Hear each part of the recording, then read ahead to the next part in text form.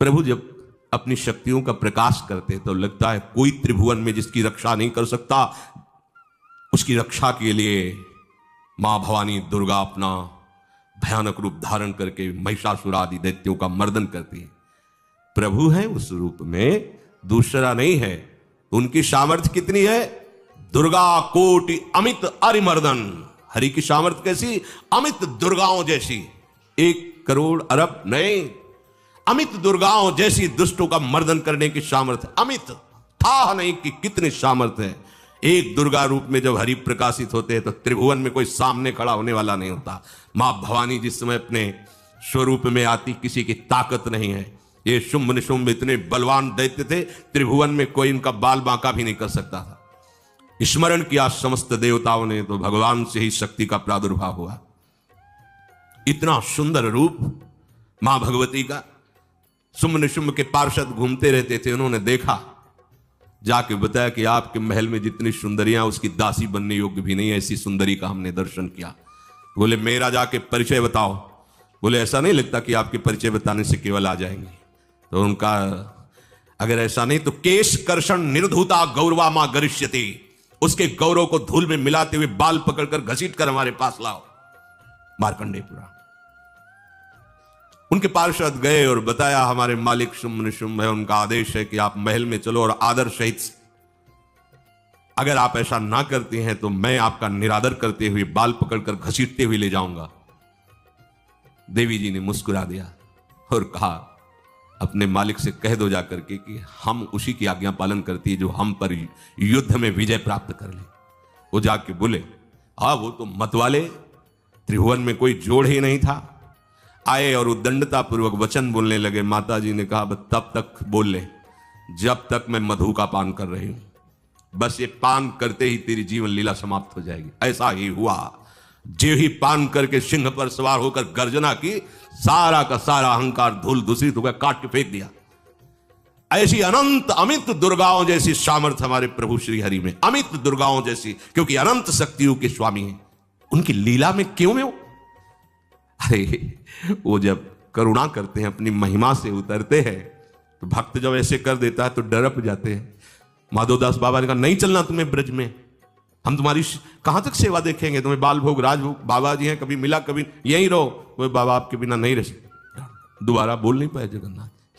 ये सुन करके हृदय बलिहार होता है। ओ ऐसे सामर्थ्यशाली प्रभु अपने भक्त के प्रेम प्रणय पर भी कितना डरते हैं। ये भक्त नाच पड़ता है। ये कुतर्क की संशय की वृत्ति यहां प्रवेश नहीं करती। दुर्गा कोटि अमित अरिमर्दन, अमित गिनती नहीं ऐसी अनंत दुर्गाओं जैसी शक्ति हमारे प्रभु में विराजमान है। शक्र कोटि सत सरिष विलासा, आहा अरबों इंद्र जैसा विलास प्रभु में। अरबों, एक इंद्र त्रिभुवनपति है, अरबों इंद्र के समान प्रभु का ऐश्वर्य है। और नव शतकोटि अमित अवकाशा, जिस एक आकाश के लिए गरुण जी से कह रहे हैं कि मच्छर से लेकर आप तक उड़ते हो पार पाए, बोले ऐसे अरबों आकाश के समान अवकाश है प्रभु में। मरुत कोटि सत विपुल बल, रवि सत कोटि प्रकाश, शशि सत कोटि सुशीतल, समन सकल भव त्रास। अरबों अरबों पवन के समान महान बल है। अगर त्रिभुवन में कोई बल है तो पवन में बल है, वायु बल। बड़े बलवान देवता, बल में इनके समान कोई नहीं। इन्हीं के अंश से प्रकट होते पवन पुत्र हनुमान, और इन्हीं के अंश से प्रकट होते पवन पुत्र भीम। बेजोड़ बलशाली महात्मा, दोनों महात्मा बेजोड़ बलशाली। जेगिर चरण दे हनुमंता, चले उसोगा पाताल तुरंता। जिमि अमोघ रघुपति कर बाना, ये ही भांति चले हनु। किलकार दे तो राक्षसियों के गर्भ गिर जाते थे। ऐसे महान बली हनुमान जी। और भीम का क्या कहना है? जब ये देव पुष्प उड़ करके आया और द्रौपदी जी को दिया गया, तो द्रौपदी जी ने कहा इसका जोड़ होना चाहिए, इस पुष्प का। सबसे कहा पर किसी ने नहीं सुना। भीम ने कहा कहीं भी मिलेगा मैं इससे लाएंगे। ऋषियों ने समझाया कि आगे मत बढ़ो, ये यक्षों की भूमि है, युद्ध हो जाएगा और तुम्हें तैयारी करनी है हस्तिनापुर के लिए, और तुम इधर, वो सब दिव्य हैं। पवन पुत्र है किसकी मां ने अपने वेग को बढ़ाया। तो महाभारत में पढ़ के देख लो, इनके चलने के वेग से वृक्ष उखड़ उखड़ कर गिर रहे थे। ऐसे जब चल रहे थे तो चलने के वेग से वृक्ष उखड़ जाते थे भीम के। तो हनुमान जी ने सोचा किसी के समझाए तो समझेंगे नहीं, तो आगे पवन पुत्र ही बैठ गए, बूढ़े बानर का वेश लेकर, लंबी पूंछे से। मार्ग में मर्यादा है, किसी पशु को भी नहीं लांघना चाहिए। विवेकवान उपासक ऐसा नहीं कि कोई सो रहा है पशु भी आप उसे लांघ जाए, ऐसा नहीं। जो विवेक है, जो मर्यादा है, वैसे किसी सोते हुए को लांघना नहीं चाहिए। उन्होंने कहा है वृद्ध बानर ये अपनी पूंछ हटा ले और मार्ग दे दे, इस समय मैं विशेष कार्य के लिए जा रहा हूं। तो उनका जब कह ही दिया है वृद्ध, तो आप समझ ही रहे होगे कि वृद्ध में क्या ताकत होती है। अब मेरी ताकत पूंछ हटाने की नहीं रह गई है, आपने तो वृद्ध ही कह दिया है, तो आप समझ रहे हो ना, आप पूंछ हटा लीजिए। कहा हमारी आज्ञा की अवहेलना करे, ऐसे उठी नहीं, दोनों हाथ लगाया, नहीं उठी, पूरी ताकत लगा दी। पवन पुत्र भीम की पूरी ताकत लग गई, पूछ जरा से भी नहीं।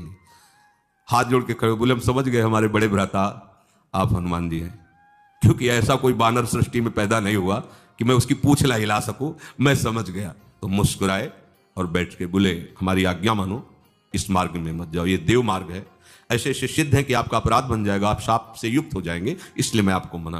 बोले प्रभु जब आप कृपा करके आए हो तो हमें वो रूप दिखा दो जो लंका में आपने रूप दिखाया। बोले मत उस बात की चर्चा करो, रहने दो। बोले प्रभु एक बार देखना चाहता हूं कि मेरा बड़ा भाई कितना बलवान है। हनुमान जी ने कहा फिर देख लो। कनक भूधराकार शरीरा, समर भयंकर अति बल। कांप गए भीम जी, हाथ जोड़ बोले भैया स्वर्णिम कांति, वो भयानक उनका रुद्र रूप, कांप गए भीम, कांप गए। वायु में अगर बल में देखा जाए तो सबसे ज्यादा वायु बलवान है। भगवान कैसे है? मरुत कोटि सत विपुल बल, अरबों वायुओं जैसी महान ताकत हमारे प्रभु में है, संशय नहीं। वो अगर छोटी सी कार्य के लिए सहयोग लेते हैं, ए उठवा दो, ऐसा कर, भक्तों के साथ वो विनोद करते, लीला करते हैं, नहीं उनमें बल कितना है। ऐसे पवन पुत्र हनुमान जिनके चरणों को ऐसे गोद में लिए रहते हैं। एक उपनिषद में चरित्र आता है कि असुरों पर विजय प्राप्त करने के कारण देवताओं को गर्व हो गया और सभा में नृत्य गान चल रहा था। भगवान जब किसी पे गर्व करते हुए देखते हैं तो उनको अच्छा नहीं लगता। फिर सृष्टि के विधान के प्रधान अधिकारी जब देवतागण और देवराज इंद्र और उन्मत्तता, विजयश्री में उन्मत्तता आ जाती है, तो भगवान ने एक यक्ष का रूप धारण किया और सभा के प्रधान द्वार पर दिखाई दिए। देवराज इंद्र ने कहा कि पता लगाओ ये कौन है, बिना आज्ञा के बिना सूचना के कैसे आ गया है, क्योंकि त्रिभुवन पति है ना। अग्नि देवता ने कहा मैं जाता हूं पता लगा के आता हूं, क्योंकि किसी बलवान का परिचय पूछने के लिए निर्बल को नहीं भेजा जाता। अग्निदेव गए और कहा आप अपना परिचय दीजिए, कौन हो और यहां कैसे आए हो। तो उनका परिचय लेने के पहले हम आपका परिचय जानना चाहते हैं, आप कौन हो। तो उन्होंने कहा कि मैं अग्निदेव हूं, सामर्थ्य आपकी, त्रिभुवन को उपले की तरह भस्म कर सकता हूं। मैं समस्त प्राणियों के उदर में बैठकर अन्न और जल का पचाकर जीवन दान देता हूं, जीवन पोषण करता हूं। अच्छा, एक दिन का फेंका, हम तुम्हारी बात तभी प्रमाणित, ये उपनिषद की बात, हम तुम्हारी बात तभी प्रमाणित मानेंगे जब तुम इस तिनके को जला दोगे। अब कोई अग्नि देवता से तिनका जलाने की बात कहे, सहज में दृष्टि डाली, कुछ नहीं हुआ, पूरा पावर लगा दिया। यक्ष जी ने मुस्कुरा कर कहा तुम तो कहते थे पूरे त्रिभुवन को उपले की तरह जला दूंगा, अब गिरिवा झुकाई पहुंचे। देवराज इंद्र ने कहा कौन है? बोले असमर्थ रहा उनका परिचय जानने में, वायु देवता। आप अपना परिचय बताइए।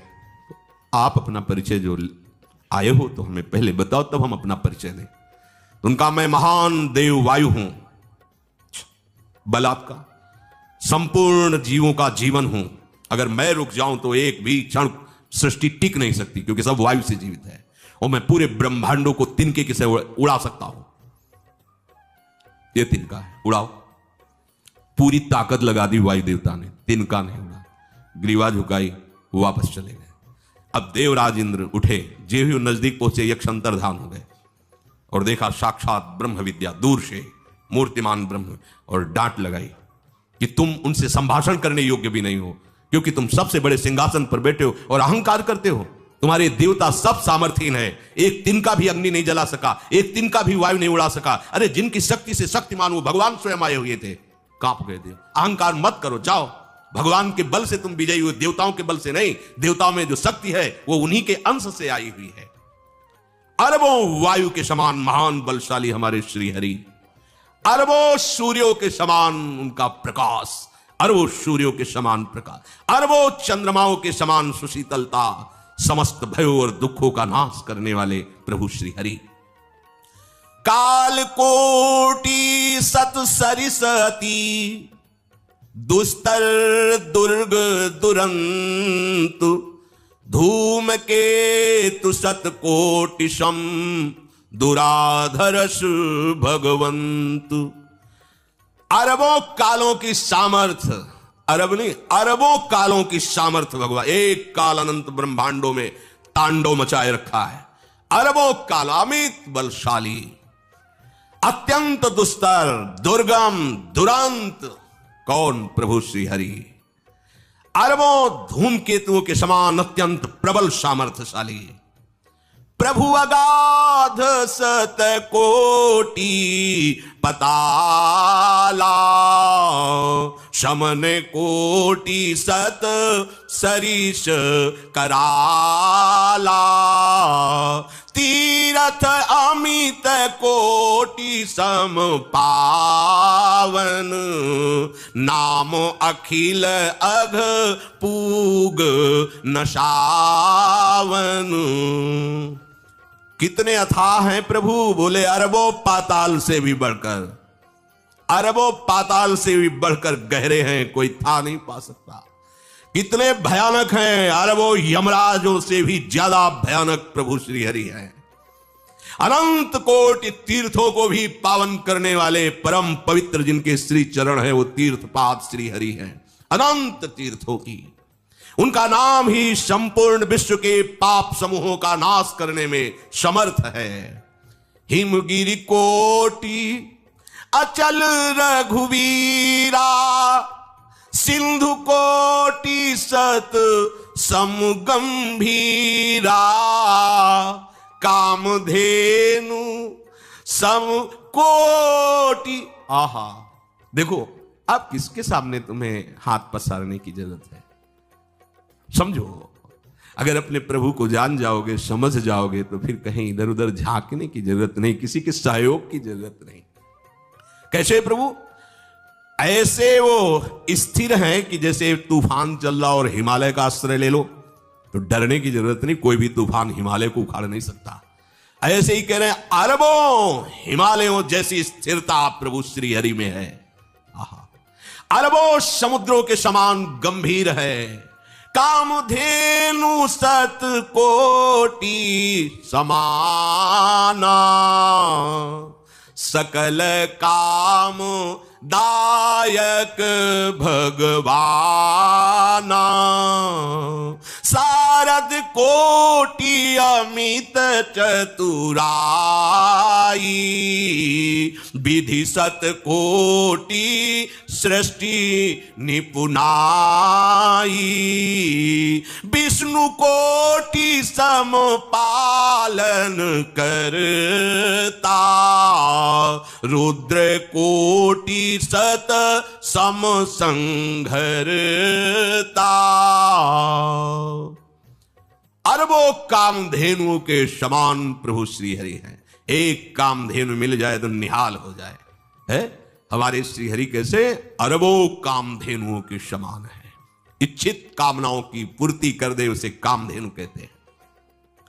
प्रभु में कितनी चतुरता है। अनंत कोटि सरस्वतियों की एक सरस्वती ब्रह्मांडों का संचालन करती है, बुद्धि के अधिष्ठात्र देवी हैं। और यहां क्या, हमारे श्री हरि अनंत कोटि सरस्वतियों की चतुराई समाई हुई है।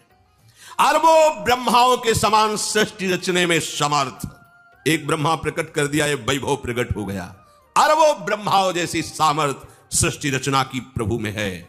आहा, और अरबों विष्णुओं के समान पालन करने की सामर्थ्य प्रभु में है। अरबों शंकर के समान संहार करने की सामर्थ्य प्रभु में है। धनत कोटि सत सम धन वाना, माया कोटि प्रपंच निधाना, भार धरन सत कोटि अहिसा, निरवधि निरूपम प्रभु जगदीसा। अरबों कुबेरों के समान धनवान है, अरबों मायाओं के समान सृष्टि करने में सामर्थ्यशाली है, अरबों शेष भगवान के समान अनंत भार उठाने में समर्थ है। जगदीश्वर प्रभु श्री हरि की कोई उपमा कोई सीमा नहीं है, ये उपमा रहित और सीमा रहित है। निरुपम न उपमा आन राम समान, राम निगम कहे, जिम कोटि सत खद्योत समु, रवि कहत अति लघुताल है। यही भांति निज निज मति विलास, मुनीस हरि बखा नहीं, प्रभु भाव गाहक अति कृपालु, सप्रेम सुनि सुख मानहि, प्रभु भाव गाहक अति कृपालु, सप्रेम सुनि सुख मानहि। प्रभु श्री हरि उपमा रहित हैं, उनकी कोई अनंत ब्रह्मांडों में किसी से उपमा नहीं दी जा सकती। प्रभु के समान केवल प्रभु हैं, ऐसा वेद कहते हैं। अरबों जुगनियों के समान यदि सूर्य को कहा जाए तो सूर्य का अपमान होता है, सम्मान नहीं। ऐसे ही जो अभी तक वर्णन किया गया उसको समझो। अरबों जुगनुओं के समान यदि सूर्य को कहा जाए तो सूर्य की प्रशंसा नहीं, एक तरह से अवहेलना है। आहा, इसी प्रकार अपनी बुद्धि के विकास के अनुसार मुनीश्वर, अपनी बुद्धि के विकास और प्रकाश के अनुसार मुनीश्वर प्रभु का वर्णन करते हैं। गुण महिमा नाम बल पर थाह कोई नहीं पाओ, आज तक कोई थाह नहीं। ऐसे प्रभु की लीला में कोई कुतर्क कोई संशय, अब वो क्या बुद्धि है उसका खुद विचार।